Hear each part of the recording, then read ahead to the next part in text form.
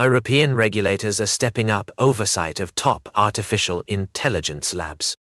According to reporting from CNBC, major developers like Anthropic and OpenAI now face unprecedented scrutiny under the European Union, II.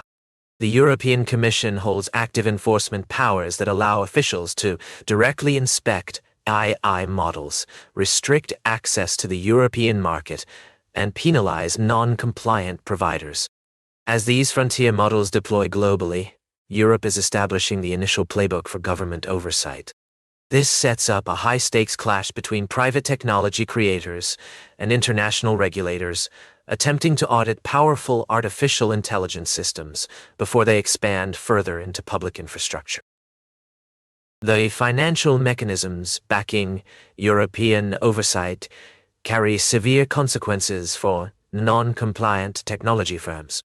CNBC highlights that the European Commission possesses the authority to issue fines reaching up to about 15 million euros, or roughly 3% of a company's total turnover.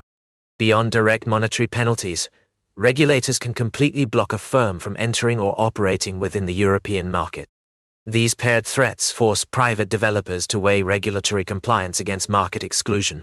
For high-valuation companies expanding across borders, failing an inspection risks both immediate monetary losses and the total loss of European commercial access, fundamentally changing global deployment strategies. While regulators tighten oversight, the financial footprint of these frontier artificial intelligence labs continues to grow rapidly. In separate coverage, CNBC reports that private entities like OpenAI and Anthropic are seeing their market valuations skyrocket. Rather than listing publicly, technology companies are choosing to remain private for much longer periods. This trend of delayed public offerings concentrates equity gains among early founders and employees, producing a new wave of tech millionaires. As these private valuations reach extraordinary heights, the wealth generated within these closely held firms expands dramatically, even while facing aggressive regulatory pressure from international bodies.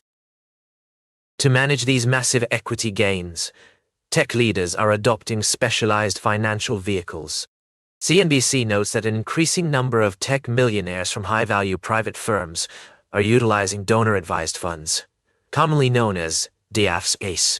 These funds have gained widespread popularity because they offer significant tax savings while facilitating long-term charitable giving.